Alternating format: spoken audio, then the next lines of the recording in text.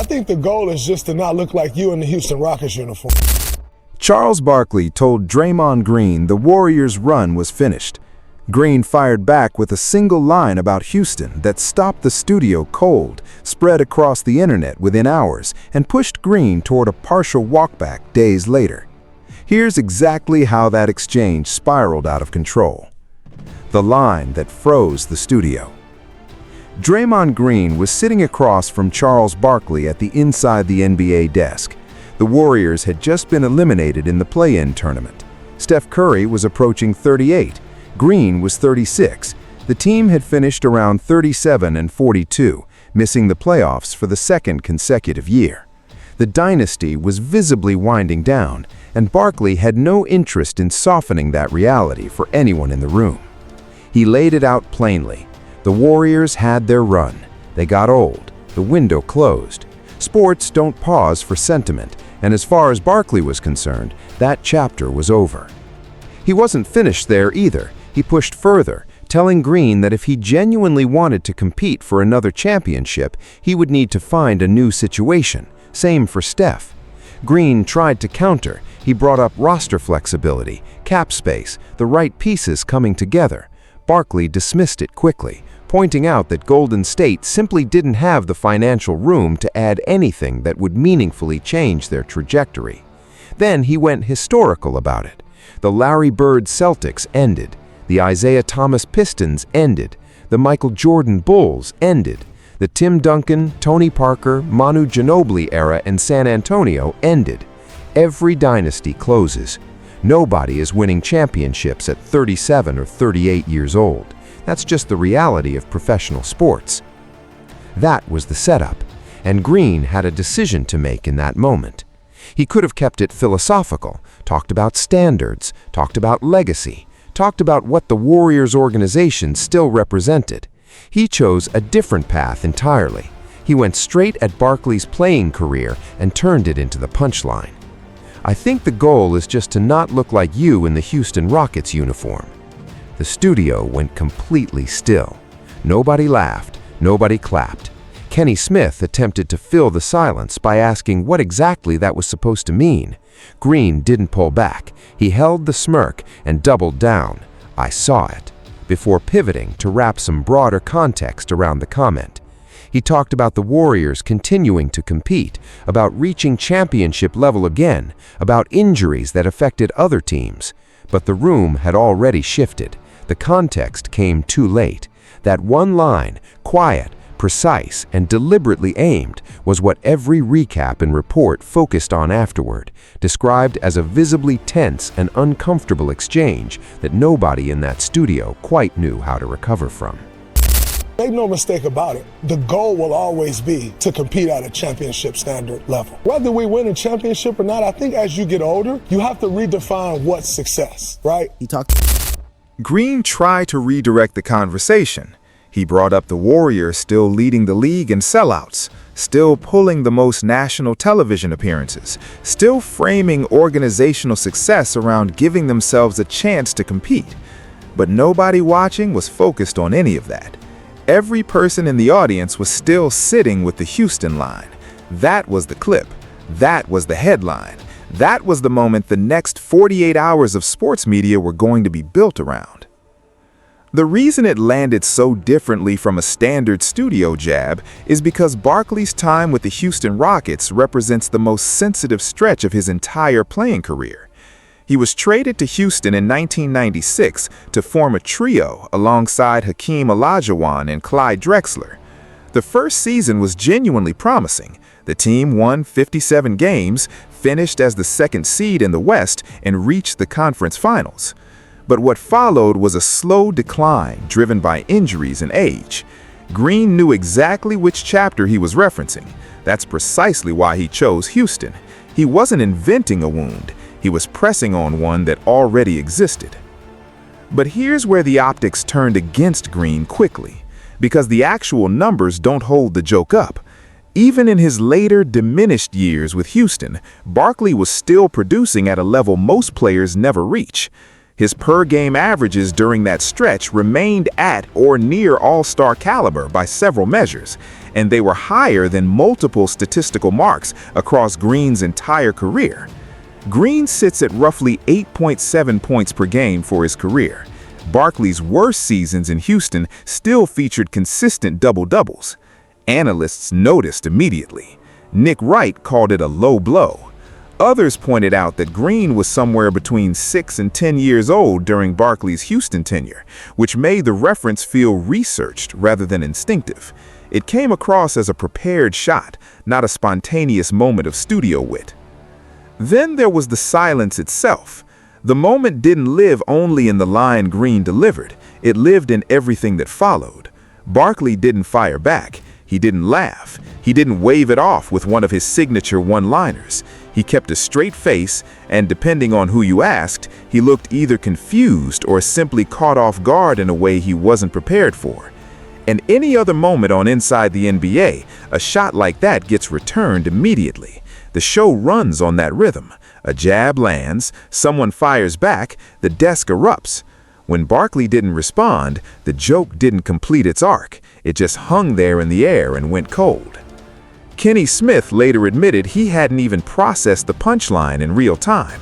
He thought Green was referencing the current Houston Rockets roster. Green explained it on his own podcast afterward, recounting Kenny telling him he genuinely didn't understand what was being said in the moment, and that once he went back and listened again, he thought it was actually funny. But that delay didn't matter to the audience watching live. They saw the stillness. They saw Barkley's expression. They felt the room temperature drop. By the time Green shifted the conversation towards Steve Kerr's potential return, the moment had already taken on a life of its own, far beyond anything a punchline was supposed to carry.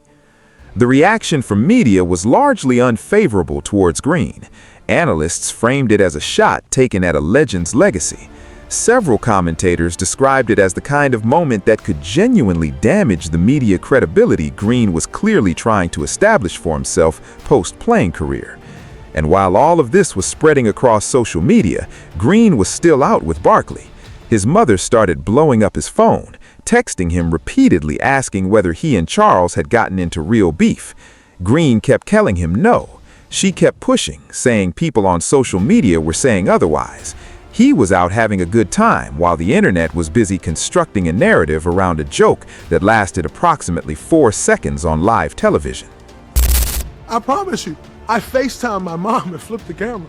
My mom's favorite 3 players are Charles Barkley, Shaquille O'Neal, Isaiah Thomas. Barkley actually stepped in and tried to calm Green's mother down himself. He told her to stay off social media and that the people posting had no idea what was actually going on between them. But that didn't change what millions of people had already watched play out on national television.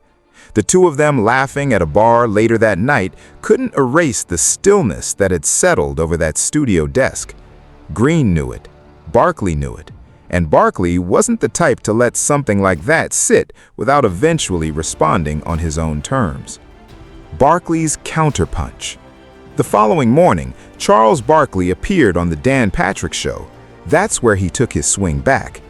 Patrick brought up the personal nature of what Green had said on set and asked how the rest of the evening unfolded after a moment like that. Barkley's response was measured but pointed.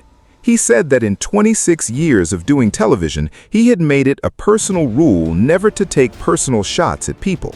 His critiques, he explained, have always been directed at situations and circumstances, not at individuals. He acknowledged that Green had crossed into personal territory, and then, notably, he said he hadn't taken offense.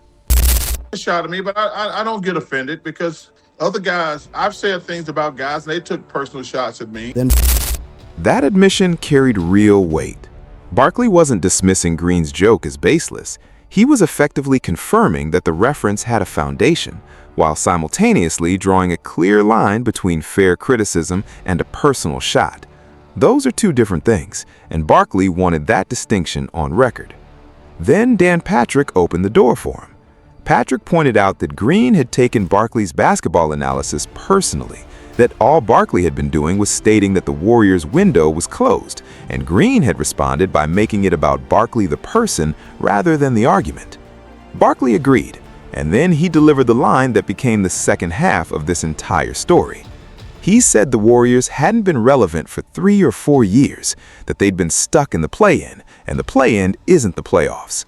He pushed further, arguing the play-in tournament was essentially a television programming tool, not a legitimate playoff berth. 4 straight years of play-in appearances, in Barkley slamming, meant 4 straight years of irrelevance, and then he closed it with the line that reframed everything Green had said on set. If Golden State was relevant, he wouldn't be in the studio with me. That landed, because it flipped the entire exchange on his head. Green's whole point had been that he didn't want to end up looking like Barkley in Houston, a former star grinding through a diminished final chapter. Barkley's response was essentially, the only reason you're sitting at that desk is because your team got bounced early enough for you to be there. The studio seat wasn't a platform Green had earned. It was a consequence of elimination. Barkley didn't stop there either.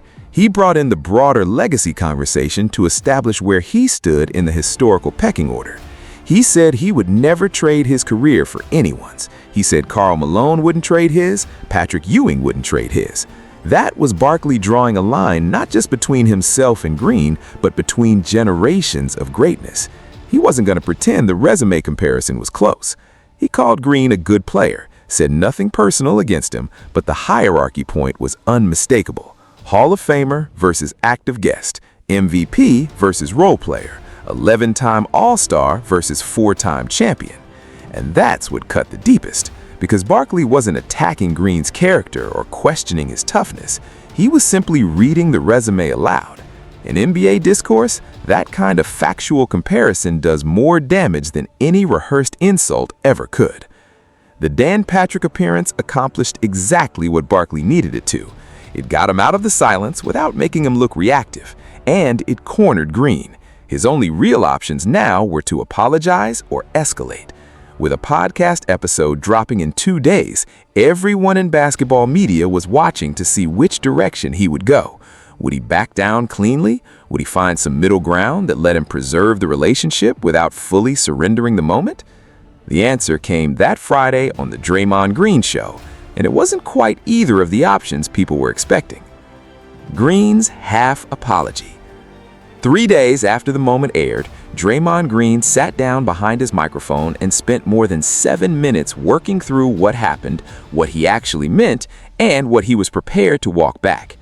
He opened by acknowledging the media attention surrounding his comments to Barkley on Inside the NBA and said he wanted to provide some clarity. He walked through the Kenny Smith conversation, how Kenny hadn't caught the punchline in real time, went back and listened again, and told Green he found it genuinely funny once he understood the reference. Then Green broke down the joke itself. He said it would make no sense to mock Barkley's Phoenix years or his early time in Houston. Those weren't the years anyone was laughing about, including Barkley himself. The joke was pointed specifically at Barkley's final 2 seasons in Houston, a period that Barkley has openly joked about for years. Green quoted Barkley's own words back, the self-deprecating bit about being out of shape, being injured, but collecting the paycheck anyway. Green's argument was that he wasn't attacking Barkley's legacy. He was echoing a joke Barkley had already told on himself, in a live studio setting as a direct response to being told his team's era was finished. Then Green addressed the public reaction. He said he found it telling how quickly the narrative shifted to him claiming he was better than Barkley, as if that was ever the point. He pushed back on that framing directly, saying it revealed more about how badly people wanted to see him stumble than about what he actually said. He said he had been navigating that kind of narrative his entire career, and that he remained exactly who he believed himself to be. Then he made the double standard argument. He pointed out that Barkley regularly delivers sharp, critical commentary about LeBron James, Steph Curry, and other active players whose careers objectively surpass Barkley's own. Nobody frames those critiques as Barkley claiming superiority over LeBron. So why, Green asked, does the same logic not apply when the direction is reversed? Green acknowledged that Barkley is genuinely well regarded, not just as a basketball player, but as a media personality and as a person.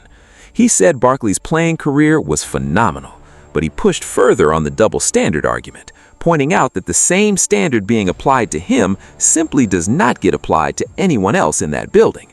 And he had a point worth considering, because a significant part of what makes Barkley one of the most entertaining media figures in sports is precisely his willingness to take pointed shots at active players and current stars. That's not held against him, it's celebrated as honesty. Green also pulled Austin Rivers into it too, since Rivers had been making the rounds on various shows that week weighing in on the situation. Green made clear he doesn't engage in extended back-and-forth exchanges. He says what he has to say when he chooses to say it, and then he moves on. Then he got to the part that generated its own headlines. He pushed back on Barkley's irrelevant framing from the Dan Patrick Show. Green argued that relevance isn't measured by playoff seeding. The Warriors still led the league in national television appearances, they remained the top financial draw in the sport, and Steph Curry's presence alone, he argued, keeps the organization in a category most franchises never reach. You can question the team's recent results. Calling them irrelevant is a different claim entirely. But then Green gave Barkley his point. He acknowledged plainly that if the Warriors were still in the playoffs, he wouldn't be sitting at that desk. He said it directly. They lost, he's in the studio, and that's okay. No spin on it. Then he responded to Barkley's comments about not trading his career and the mentions of Karl Malone and Patrick Ewing feeling the same way. Green agreed with all of it, and then he said he wouldn't trade his own career either. He walked through what he doesn't have: no MVP award, not an 11 or 12-time All-Star, not yet in the Hall of Fame. He said all of that clearly and without deflection, but then he flipped the comparison. None of those men have 4 NBA championships. None of them are Defensive Player of the Year winners. Green wasn't positioning himself above Barkley. He was making the case that his resume holds its own weight on different terms, and that the conversation about career value isn't as one-sided as Barkley's Dan Patrick framing. Then came the apology. Sort of. Green framed it conditionally. He said that if what he said was perceived as public disrespect, he could offer a public apology, because disrespect was never the intention. If that's how it landed, take it as an apology. Media analysts responded to it almost immediately and almost unanimously. The consensus was that it wasn't really an apology at all, more of a sorry if you were offended construction that satisfied nobody looking for genuine accountability. The conditional framing, if it was viewed as disrespect, undercut the entire gesture before it could land. But Green had said what he was willing to say. He expressed respect for Barkley. He mentioned looking forward to their upcoming golf plans. He maintained that no disrespect was ever intended, and that was the ceiling of what he was going to offer publicly. That's largely where the visible portion of this story settled. No real animosity between the two men, no threats, no confrontation beyond what played out through microphones and cameras. Just two figures, one still active, one already cemented in basketball history, working through a moment of tension the way most things get worked through in the modern sports media landscape, publicly, on their own platforms, on their own terms. But what made this clash resonate as deeply as it did wasn't just the moment itself, it was everything sitting underneath it. This didn't happen between two strangers. Barkley and Green have a history, and the reason every clip spread as fast as it did is because the audience already had a framework for these two being at odds. They'd seen this before. The foundation was laid in 2018. That was the year Barkley made one of the most controversial statements of his entire media career, and Green responded with one of the most defiant counterpunches of his playing days. It happened during the 2018 Western Conference semifinals, when the Warriors were facing the New Orleans Pelicans. Green was at the height of his value as a dynasty Kenner case, multiple championships already on his resume, Defensive Player of the Year already earned, and a reputation as one of the most disruptive and competitive competitors in the league. The TNT panel was reviewing a confrontation between Green and Ron Rondo during the game. Ernie Johnson framed it lightly. Friendly chatter between two competitors. Barkley did not frame it lightly. He said on national television that he just wanted somebody to punch Green in the face. The panel pushed back. He kept going, said it multiple times, said he wanted to do it himself. That was the statement. repeated, unambiguous, and broadcast to millions of viewers. Green heard about it. He didn't brush it off or treat it as television noise. At his next media availability, he addressed it directly and turned it back on Barkley. He said he hears a lot of people say tough things from behind microphones and camera setups. He told Barkley plainly, "You've seen me plenty of times. If you feel that strongly about it, come punch me when you see me. If you're not going to do that, stop talking." The story exploded overnight. The very next day, Barkley walked it back during a halftime broadcast.